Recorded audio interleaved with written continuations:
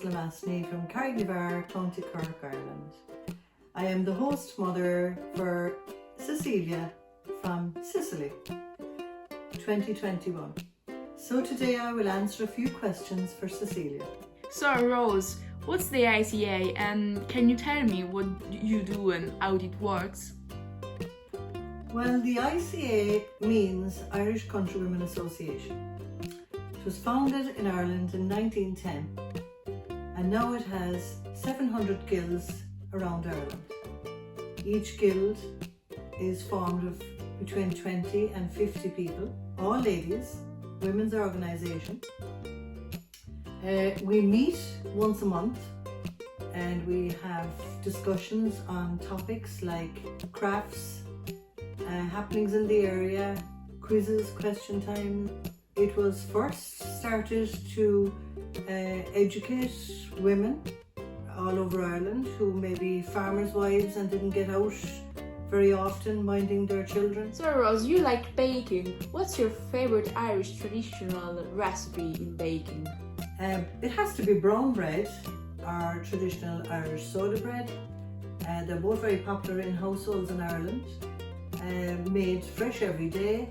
A part of everyone's diet in Ireland really is the homemade baking. I personally am a qualified confectioner and I love to make buns and cakes and Swiss rolls and Christmas cakes and you name it.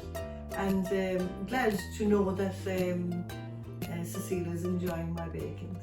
So, what's the funniest show on the TV, in your opinion?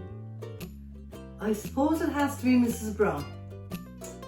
Mrs. Brown is played by Brendan O'Carroll. It's on every week on Irish television and it's a comedy. It's hilarious really because it's a story about Mrs. Brown and her family, and luckily the actor himself has a lot of his family participating in the show. I particularly like it and Cecilia seemed to enjoy having a good laugh. So, what's the Late Late Show and do you think that it's something that every Irish watches? The Late Late Show is on every Friday night at about 9:30 p.m. It is a family show. It is a chat show hosted by, at the moment, Ryan Tuberty. Pre-Christmas every year they have a toy show special which incorporates all the many children around Ireland and they have sponsored toys, the latest toys, and they get to play with them, use them, and there's also entertainment which would be song or dance on that night. But on the normal nights it's very interesting actually because they bring on different guests and they get to speak about whatever they're doing. It's one of my favourites on a Friday night. Are cards popular in Ireland? Cards. In Ireland we have cards for everything. We have cards when the baby is born, when it's christened, when it gets a communion, confirmation, weddings, new home cards, retirement cards, you name it, we send the card. It's just a tradition in Ireland. Are you a fan of GAA? Can you tell us more about it? Yes, I am a big fan of GAA. Hurling, I suppose, is my number one. I love my old hurley and I love my slitter, which is the ball that you play with when you're playing hurling. Since I was very young, I suppose, I've been a fan or a supporter of hurling and football. I used to play on the road with my brother when we were young, and going to matches is a huge thing in Ireland. Even they changed the time of a mass in the Irish churches to suit the time of a match or a game on the Sundays. I suppose Cork, seeing I am from Cork, we wear red and white everything on the day of a big match. Each county has its own colours and it's just huge in Ireland. Love the game. How would you describe going to a pub? Going to a pub in Ireland. Going to a pub in Ireland is a frequency every weekend. For many tourists, a pub is always on the list. I suppose especially the older pubs the pubs with all the old pictures around the walls of times past. And then of course there's the traditional music and sometimes dance. There's an old set or a bit of ceilidh danced on the concrete floor of an old pub. The modern pub of course is beautiful too, but a lot of people revert back to the old traditional styles of song and dance and storytelling. In an old snug, in a small little pub is the tourist delight. I like to go to the pub myself and I like to have a little drop of sherry, or I know the men love to have their little pint of Guinness. Rose, would you like to tell us some Irish sayings? Kunstatu, how are you? Tommy Gama, I am very well, thank you. Ta Falta Road, you're welcome. Nilain Tintan or the Hintan Fane. There's no place like home, or there's no fireplace like your own fireplace, which Cecilia loves to sit by on a winter's evening, putting that coal in the fire and the turf. Does she love it? Hello, my name is John, Cecilia's host father, for the duration of her education here in Ireland. Today we're going to speak about Ireland, a bit of history, landscapes and the activities that you can have here in Ireland if you come to visit. So, Irish history is not very popular but could be very interesting. Tell us more about the origins of Ireland. Irish history dates back to 8000 BC, and they were the Celts that came to Ireland at the time.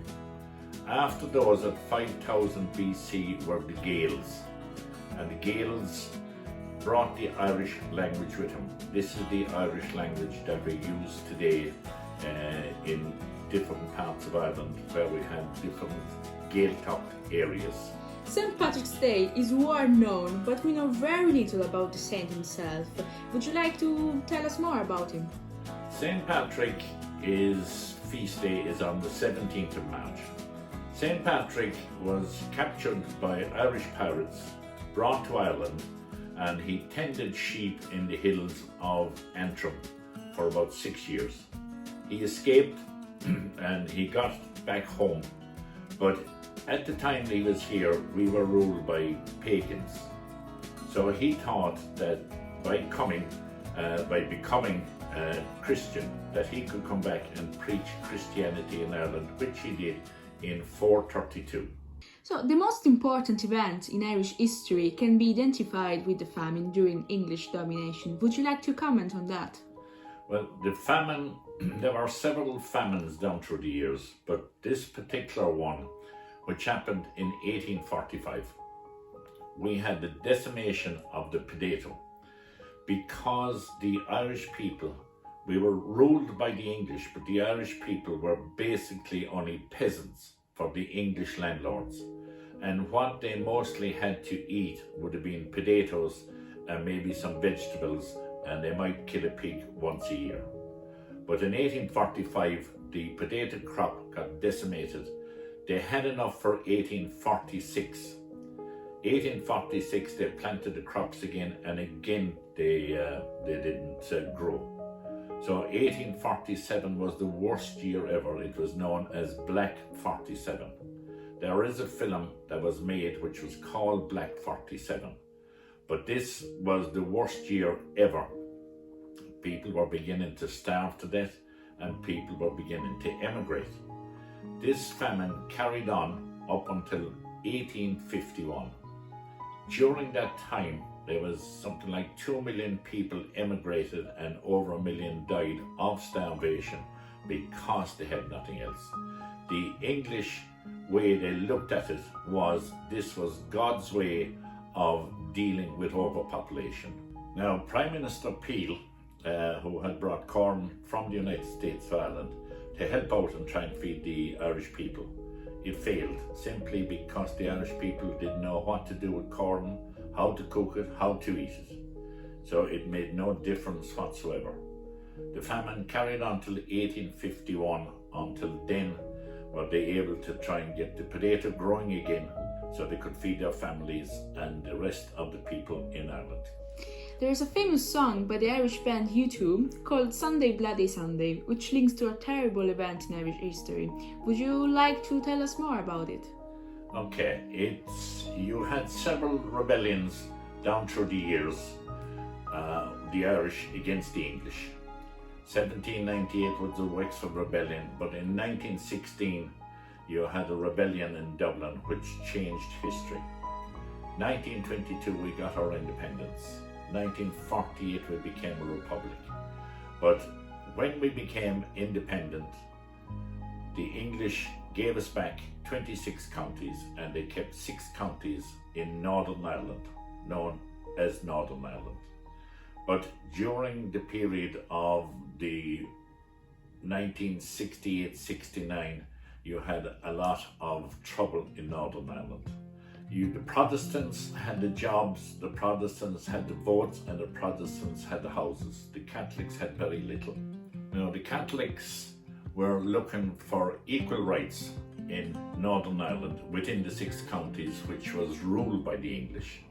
So they started protesting and marching, and it was in 1973 that they were marching through Derry, down through the Bogside.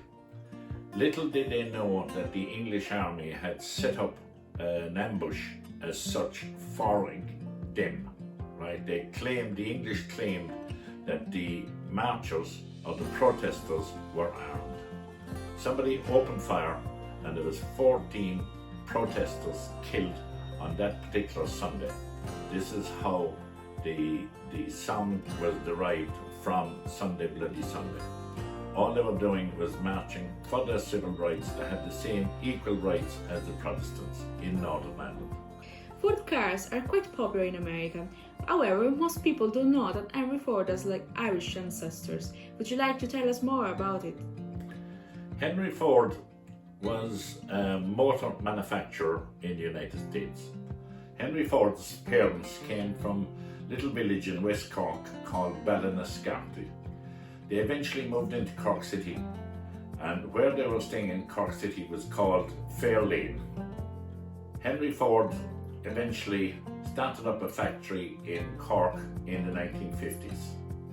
First of all, he was producing tractors. Eventually he was producing cars. And one particular car that he made was called a Fair Lane. So this is the first factory that was outside of the United States belonged to Henry Ford. It started in 1950 and it finished in 1984. Colourful doors are spread all over Ireland. What's the story behind them? The story behind the doors is Queen Victoria came to Ireland in 1851. In 1851 she came and stayed in Big Landlord's house in Killarney. Albert at the time stayed at home. But after she leaving and going back to England, Albert died. What she wanted to do was that she went into mourning and she dressed in black for the rest of her life. But she wanted the Irish people to show respect for Albert, and she wanted them to paint all their doors black. The Irish people defied all this because she was known as the Famine Queen, and the Irish people painted their doors every other colour bar black. Millions of people enjoyed river dance over more than 2 decades. Tell us the story behind it. River dance was an intermission entertainment during a Eurovision Song Contest which is held every year in Europe. And the person or the people or the entertainers that won it from whatever country they are from, that would hold the Eurovision contest for the following year. So this particular year, during the intermission, river dance was put on stage. The people were so in awe with this spectacular display of entertainment that it got a standing ovation. And it was in 1994. And from then on, it became worldwide, with Michael Flatley and Jean Butler as the main dancers. It has gone on for 25 years.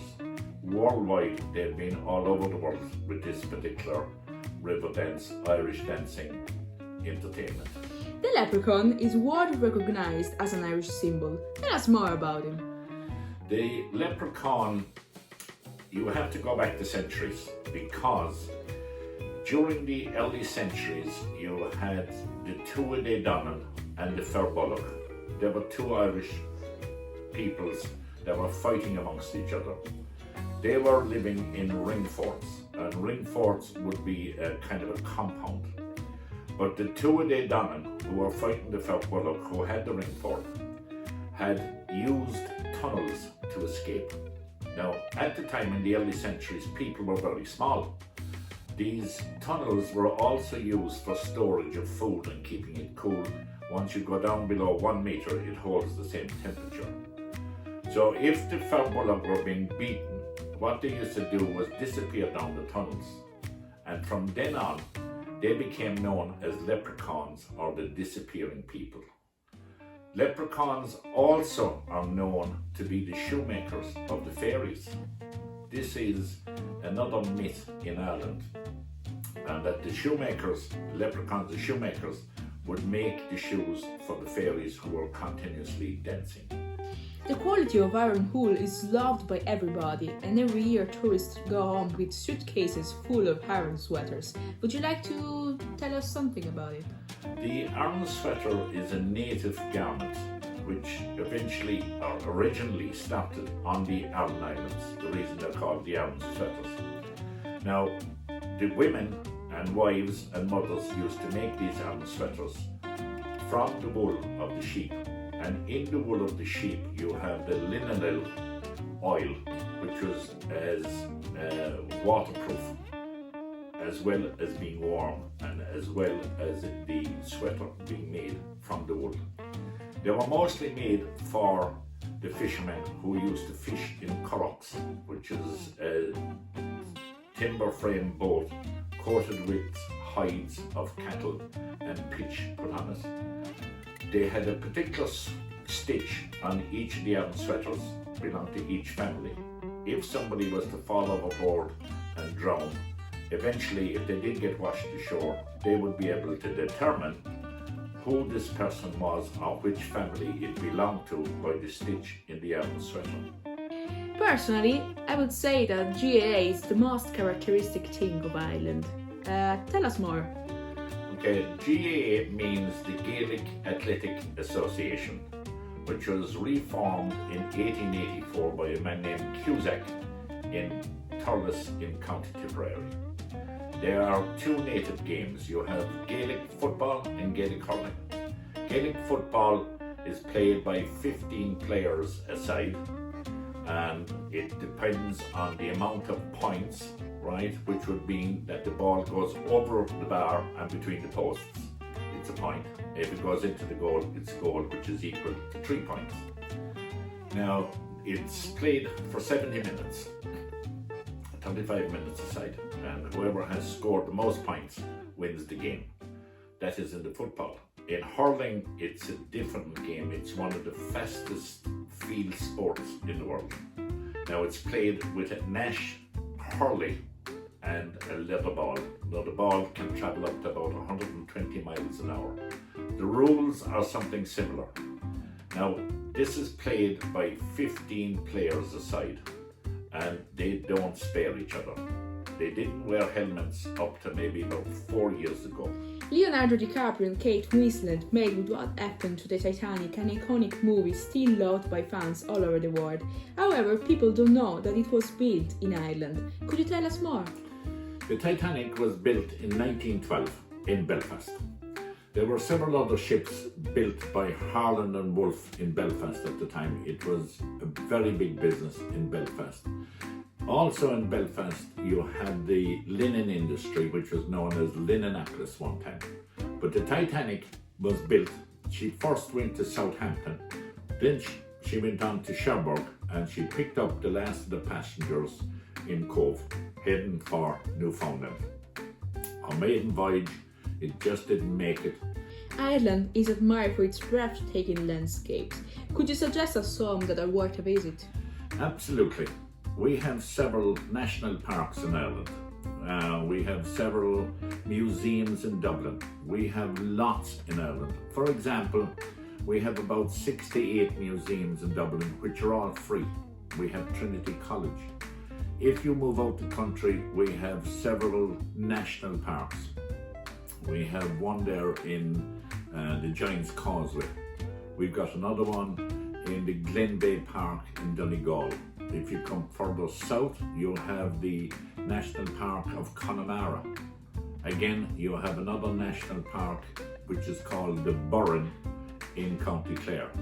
The Burren is 250 square miles of pure limestone.